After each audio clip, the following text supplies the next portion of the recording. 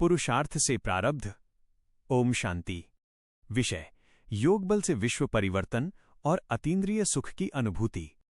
आज के इस पावन प्रभात में स्वयं ज्ञान, सूर्य, निराकार परमपिता शिव परमात्मा हम बच्चों के सम्मुख एक बहुत ही गहरी सत्यता को उजागर कर रहे हैं। हम सभी इस संसार के खेल में एक ऐसे निर्णायक मोड़ पर खड़े हैं जिसे संगम युग कहा जाता है। आज की मुरली का सार हमें यह स्मरण कराता है कि हम केवल साधारण मनुष्य नहीं बल्कि ब्रह्मा मुख वंशावली ब्राह्मण हैं। हम वह दिव्य आत्माएं हैं जिन्हें स्वयं भगवान ने अपनी गोद में बिठाकर ज्ञान का तीसरा नेत्र प्रदान किया है। आइए आज के इस रूहानी सत्र में हम गहराई से समझें कि कैसे हम अपनी आंतरिक शक्ति से पूरे विश्व की तस्वीर बदल सकते हैं। संसार में सदा से शक्ति को शारीरिक बल, धन दौलत या हथियारों, बाहुबल से मापा गया है, लेकिन इतिहास साक्षी है कि बाहुबल से कभी भी प्रेम और शांति का एक छत्र राज्य, जिसे बाबा अद्वैत राज्य कहते हैं, स्थापित नहीं हुआ।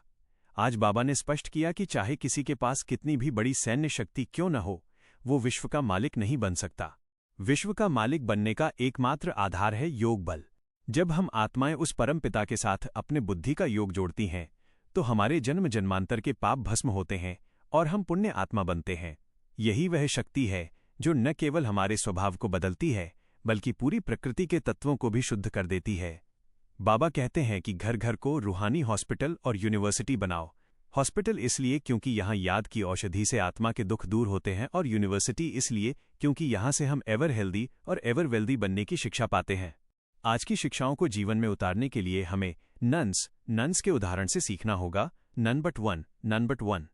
हमारी बुद्धि इधर उधर भटकने के बजाय केवल एक शिव बाबा की याद में टिकी रहे।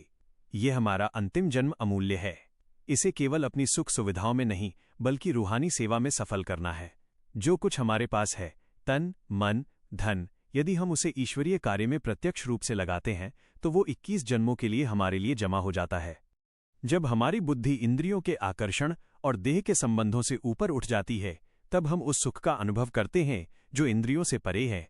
यही वो एकरस स्थिति है जो हमें हर हलचल के बीच भी स्थिर और प्रसन्न रखती है।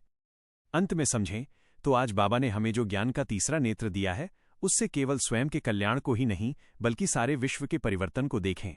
अपनी बुद्धि की लाइन सदा क्लियर रखें ताकि हम बाबा के संकेतों को और दूसरों के मन के शुद्ध भावों को तुरंत जान सकें।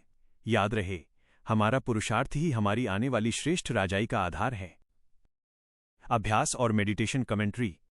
गहरा श्वास लें और स्वयं को मस्तक के बीच एक चमकते हुए सितारे के रूप में देखें। मैं एक ज्योतिर्मय आत्मा हूं, ब्रह्मा मुख वंशावली, ईश्वरीय संतान। मुझ आत्मा को स्वयं ज्ञान के सागर ने चुना है। अपनी बुद्धि को देह के इस संसार से समेटकर ले चलें ऊपर, शांति धाम की ओर। वहां सुनहरी लाल प्रकाश के बीच मेरे मीठे बाबा ज्ञान सूर्य शिव बाबा विराजमान हैं। मुझ आत्मा पर बाबा के ज्ञान और योग की किरणें पड़ रही हैं। जैसे याद की अग्नि मेरे पुराने विकर्मों को भस्म कर रही है। मैं शुद्ध हो रही हूं, मैं कंचन बन रही हूं। अनुभव करें उस अतीन्द्रिय सुख को जहां न कोई दुख है, न कोई चिंता, सिर्फ मैं और मेरा बाबा। बाबा से शक्ति लेकर मैं अब इस संसार में एक रूहानी सेवक बनकर लौटती हूं। मेरा हर संकल्प, हर बोल दूसरों को सुख देने वाला है। मैं विश्व कल्याणकारी हूं। मैं अद्वैत राज्य की अधिकारी हूं। ओम शांति।